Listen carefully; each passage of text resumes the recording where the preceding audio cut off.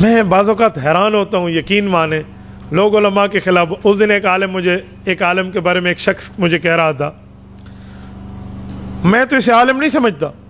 میں نے کہا کیوں؟ چلو میں نام لے کر بتا دیتا ہوں. قائد ملت اسلامی حضرت مولانا فضل الرحمان دامت برکاتہم کے، ہم تو اسے عالم نہیں سمجھتے، سارا دن اسمبلی میں بیٹھے، اس کا کیا کام ہے؟ کون سے اس نے دین نافذ کر دیا آج تک؟ میں نے کہا باقی عالم اس دنیا میں ہیں؟ کہتے جی. میں نے کہا انہوں نے کون سا ملک میں اسلام نافذ کیا؟ جنہیں تم مانتے ہو ان میں سے کوئی ایک مولوی ہے جس نے اسلام ملک میں نافذ کیا؟ ملک میں نہیں کیا تو دین پہ عمل تو کرتا ہے. میں نے کہا مولانا فضل الرحمان نے کون سا دین پہ عمل نہیں کیا بتا. خانقاہ اس بندے کی ہے، مدرسہ اس بندے کا ہے، اس کی اولاد دیندار ہے، صوم و صلات کی پابند ہے، اولاد عالمات ہے، لوگوں سیاستدانوں کی بیویوں بیٹیوں اور پوتیوں تک لوگ جانتے ہیں، اس کی بیوی اور بچوں کو آج تک کوئی نہیں جانتا. 6 لاکھ علماء کا امام ہے، بتا اس نے کون سے دین کو ٹھکرایا؟ میں نے کہا تجھے عالم چاہیے اپنی مرضی کا، باقی باتیں کرنا تمہاری ذمہ داری. کیا نہیں اس نے کون سا دین نافذ کیا؟ میں نے کہا مولانا فضل الرحمان کو آپ نے بنایا کب وزیر اعظم ہے؟ 4 MNA دے کر اسے اسمبلی میں بھیج دیتے ہو اور کہتے ہو اس نے کون سا دین نافذ کیا ہے؟ بھائی جنگل کاٹنے کے لیے چاقو نہیں چاہیے، بڑے بڑے آلات چاہیے. کفر کا راستہ روک کے اسلام کے نفاذ کے لیے اسے پوری طاقت دو نا. جتنی طاقت 4 بندوں کی تم دیتے ہو، سلام ہے اس مولوی کو، وہ کفر کا راستہ تو روک لیتا ہے نا. یار اس نے راستہ روکا تو ہے نا. آج تک اسلامی شکیں موجود ہیں آئین میں، اس کی وجہ یہی علماء ہے جو اسمبلی میں بیٹھے. اور مولانا میں ایک مزے کی بات آپ کو سناؤں. ہمارے نوجوان اکثر یہ جملہ کہتے ہیں، اور وہ کہتے تو دین کے درد سے ہیں، لیکن ان کے سینے میں دین کا علم نہیں ہوتا اور وہ غلطی کر جاتے ہیں. وہ کیا ہے؟ وہ کہتے ہیں ہم عالم کی قدر کرتے ہیں لیکن سیاسی عالم کی قدر نہیں کرتے. وہ سمجھتے ہیں کہ سیاست کوئی فضول چیز ہے.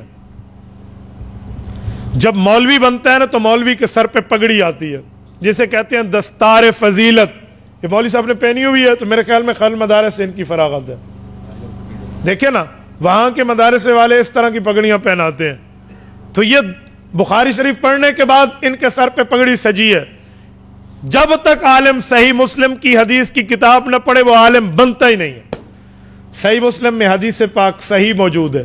حضرت ابو ہریرہ فرماتے ہیں اللہ کے رسول نے فرمایا کانت بنو اسرائیل تسوسہم الانبیاء کلما ہلک نبی خلفہ آخر وانہ لا نبی بعدی. لوگوں انبیاء کرام انبیاء بھی ہوتے اور سیاستدان بھی ہوتے تھے. جب ایک نبی فوت ہوتا دوسرا نبی بھی آتا اور سیاستدان بھی ہوتا. اور میں سب سے آخری نبی ہوں، میرے بعد نبی نہیں آئیں گے، میرے خلفاء ہوں گے. اور جامع ترمذی میں العلماء ورثۃ الانبیاء، علماء انبیاء کے وارث ہیں. تو جب عالم نبی کا وارث ہے ہر چیز میں نا، مصلی نبی کی وراثت میں عالم کو ملا، ممبر نبی کی وراثت میں عالم کو ملا، نکاح جمعہ عید کا خطبہ نبی کی وراثت میں عالم کو ملا، نکاح طلاق غمی خوشی کے فتوے دینا نبی کی وراثت میں عالم کو ملا. تو سیاست بھی نبی کی وراثت میں عالم کو ملی ہے. ہم بڑے حیران ہیں، مصلی کے لیے تو داڑھی والا ڈھونڈتے ہیں، ممبر کے لیے تو دیندار عالم ڈھونڈتے ہیں، نکاح طلاق جنازہ غمی خوشی کے لیے تو علماء ڈھونڈتے ہیں، سیاست کے لیے کسی وڈیرے جاگیردار اور دنیا دار کو ڈھونڈتے ہیں. کیوں؟ یہ نبی کی وراثت نہیں ہے، یہ پیغمبر کی وراثت نہیں ہے، اس کا نبی کی وراثت سے کوئی تعلق نہیں ہے. یار یہ سیاست بھی تو نبی کی وراثت ہے. یہ میرے پاک پیغمبر نے فرمایا. ایک بندہ کہنے لگا آج کل سیاست فضول ہو گئی ہے. میں نے کہا اگر کوئی ایسے کہہ دے آج کل امامت فضول ہو گئی ہے تو کسی داڑھی منڈے کو امام بناؤ گے اپنی مسجد کا؟ خطیب رکھ لو گے؟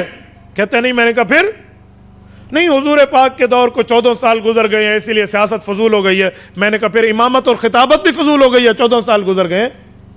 تو اگر وہ محفوظ ہے تو یہ بھی محفوظ ہے. وہ خدا کے بندے سیاست دین کا جزو ہے، سیاست شریعت کا حصہ ہے، سیاست اسلام کا پارٹ اور حصہ ہے. آپ کیسے کہتے ہیں یہ نہیں ہے؟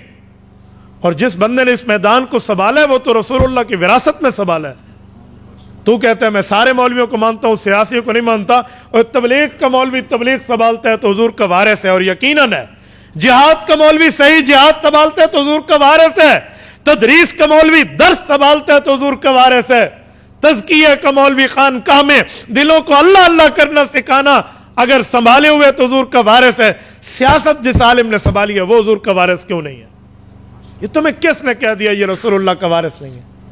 اور میں ایک جملہ کہتا ہوں، رمک کے مسلمانوں، دل کی تختی پر غور سے یہ بات ذہن میں رکھنا، یہ جو لفظ ہے نا کہ ہم مولویوں کو مانتے ہیں سیاسی مولویوں کو نہیں، یہ سب سے پہلے کس نے کہا تھا؟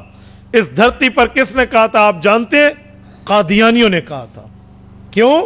کہ جب قادیانیوں نے ملک میں ختم نبوت کا انکار کیا اور مرزے کو جھوٹا نبی مانا، جھوٹے کو نبی مانا، اور کلمے کی دعوت دے کر اعلان کیا کہ لا الہ الا اللہ محمد الرسول اللہ میں لفظ محمد سے مراد مرزا قادیانی ہے، نعوذ باللہ۔ انہوں نے اعلان کیا کہ ہمارا نبی مرزا ہے، اس پر فرشتہ اترتا ہے جس کا نام ٹیچی ٹیچی ہے، اس پر سنسکرت زبان میں آیات اترتی ہیں، اور قادیانیوں نے اپنا مذہب بنایا اور حضور پاک کی ختم نبوت پر ڈاکہ ڈالنے کی کوششیں کی۔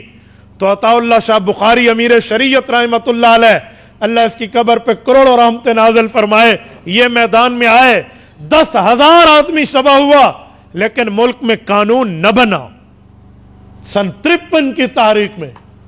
لیکن جب سن 1974 آیا، اس وقت اس ملک پر اللہ کی ایک رحمت تھی، ایک سیاسی عالم اسمبلی کا ممبر تھا جسے دنیا مولانا مفتی محمود کے نام سے یاد کرتی ہے رحمہ اللہ، یہ اسمبلی میں تھا، سیاسی بھی تھا، مدرس بھی تھا۔ اس نے قومی اسمبلی میں اعلان کیا، اس وقت کے وزیر اعظم جناب ذوالفقار علی بھٹو، اللہ ان کی مغفرت فرمائے، اس کا بہت بڑا ختم نبوت میں ہاتھ ہے، ان کی موجودگی میں کہا کہ آج ہم حضور پاک کا نام لے کر حلف لیتے ہیں، ہم حضور پاک کا نام لے کر خود کو مسلمان کہتے ہیں، اور رسول اللہ کی عزت اور ناموس اور ختم نبوت پہ حملہ ہے، ہماری اسمبلی کس لیے؟ ہم کس چیز پہ MLA بن کے بیٹھے ہیں؟ آپ اس چیز کا فیصلہ کرو۔ تو اسمبلی چاہتی تو یک طرفہ فیصلہ کر سکتی، تو نے یک طرفہ نہیں کیا، انہوں نے کہا جی قادیانیوں کو بلواؤ۔ قادیانی اپنے خلیفہ سمیت آیا، اپنے بڑے سمیت آیا، نائب نبی سمیت آیا، اور 13 دن وہ اسمبلی میں موجود رہے۔ 13 دن انہیں بہت سا ٹائم ملا، اپنے آپ کو مسلمان ثابت کرو، دلیلیں لاؤ، ثبوت لاؤ، ایویڈنس لاؤ کہ تم مسلمان ہو اور تم حضور کے ختم نبوت کے منکر نہیں ہو، حضور پاک کی شریعت کے انکاری نہیں ہو، دلیلیں لاؤ۔ 13 دن تک بحث چلی۔ ادھر سے مولانا مفتی محمود مسلمانوں کے قائد تھے، باقی علماء سمیت تمام مکتبہ فہائے فکر جتنے اہل سنت والجماعت اسلام کے ہیں وہ سارے موجود تھے، اور ادھر سے قادیانیت تھی۔ 13 دن بحث ہونے کے بعد کفر ہار گیا اور اسلام جیت گیا۔ یہ اسلام کو تو اللہ نے ضرور جتوایا، سبب یہ سیاسی عالم بنا ہے، یہ سیاسی شخصیت بنی ہے، اور مولانا مفتی محمود نے مرزے کو کافر اقلیت قرار دلوایا اور ملک میں قانون بنوایا کہ جو ختم نبوت کا منکر ہے وہ اپنی عبادت گاہ کو مسجد نہیں کہہ سکتا، وہ کلمے کا اعلان کے اوپر دعوت نہیں دے سکتا، وہ خود کو مسلمان نہیں کہہ سکتا، وہ کافر اقلیت قرار آ گئے۔ 7 ستمبر 1974 کی لیجسلیٹو اسمبلی نے، آج امن ہے پاکستان میں، تمہیں کوئی قادیانی دعوت دیتے نہیں ملے گا، کوئی مرزائی حضور کی ختم نبوت کے انکار کو اعلانیہ آتے ہوئے نہیں ملے گا۔ وہ چوٹ کس نے ماری تھی؟ سیاسی عالم مفتی محمود نے ماری تھی۔ تو جب قادیانیوں نے وہاں چوٹیں کھائیں اور ماں باپ کی توبہ نکال کے انگلینڈ دفع ہوئے، جب مرزا طاہر اور مرزا ناصر وہاں پہنچے، انہوں نے پروپیگنڈے کے طور پہ سوچا کہ اب مقابلہ تو مسلمانوں کا ہم یوں نہیں کر سکتے، قانون بن گیا ہے، آئین میں ترمیم ہو چکی ہے، اب مسلمانوں کے لیے ڈیوائیڈ اینڈ رول، انہیں لڑاؤ اور اپنی کام کی تقویت دو۔ انہوں نے یہ شوشے پھیلانا شروع کر دیے۔ مدرس عالم تو عالم ہے، تبلیغی عالم تو عالم ہے، خانقاہی عالم تو عالم ہے، امام اور خطیب تو عالم ہے، لیکن سیاسی عالم نہیں ہے، ان کو نہ مانو۔ یہ جملہ قادیانیوں نے معروف کرایا۔ سن 74، آج سے 50 سال پہلے یہ کام شروع ہوئے، اور چلتے چلتے آج ہمارے مسلمان نوجوان یہ جملہ کہہ دیتے ہیں، ہم عالم تو مانتے ہیں، سیاسی عالم نہیں مانتے۔ ان کے دل میں دین کا درد تو ہے، لیکن دین کا علم نہیں ہے، پتہ نہیں ہے یہ جملہ قادیانیوں کا ہے۔ اور آج ہم کہہ رہے ہوتے، ہم انٹرنیٹ پر لکھ رہے ہوتے ہیں اپنے موبائل سے پیسے ہمارے, پیکج ہمارا, وقت ہمارا, آئی ڈی ہماری, موبائل ہمارا, ہاتھ ہمارا, اور ہم قادیانیوں کی باتوں کو شیئر کر رہے ہوتے. میرے دوستو کچھ تو سمجھے, ہم علماء نے یہ کام کیا ہے, اور جو کام سیاسی عالم نے کیا ہے نا, مرزے دی منجھی اس سے ٹھوکی ہے. جی ہاں, حقیقت میں مرزے کی منجھی انہوں نے ٹھوکی ہے نا, اسی لیے اس کو عالم تو چاہیے. سیاسی عالم سے قادیانی ڈرتا ہے. اور سلام ہے ہماری قیادت علماء کرام کو, لندن میں بیٹھ کے یہ اس بے ایمان نے, مرزے کا جو موجودہ جانشین ہے, بے ایمان کیا نام ہے اس کا, مسرور, یہ وہاں سے بیٹھ کے اس نے کہا تھا کہ جب تک پاکستان میں مولوی موجود ہے نا, ہماری دال گلنے والی نہیں ہے. میں کہتا ہوں سنو, مولوی بھی موجود ہے, اور جب تک رسول اللہ کا کوئی غلام بھی زندہ ہے تمہاری دال پھر بھی نہیں گلے گی.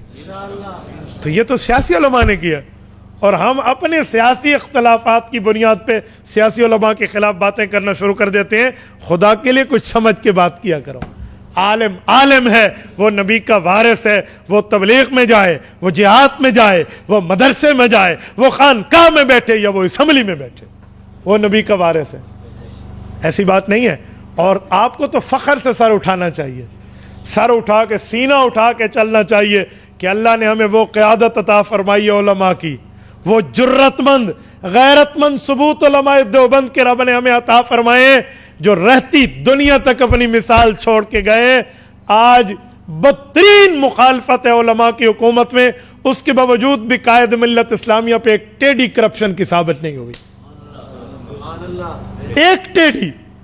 اور جرت ہے تو یہ کر کے دکھا دیں. ان کو کل سمجھ آ جائے گا کہ علماء پہ ہاتھ اٹھانا کہتے کیسے ہیں, سمجھ آ جائے گا. تو یہ سب سے کم دلیل ہے. آج لوگ بہت ہوشیار ہو چکے ہیں, عوام پاگل نہیں ہے, عوام کو بدھو نہیں بنایا جائے گا.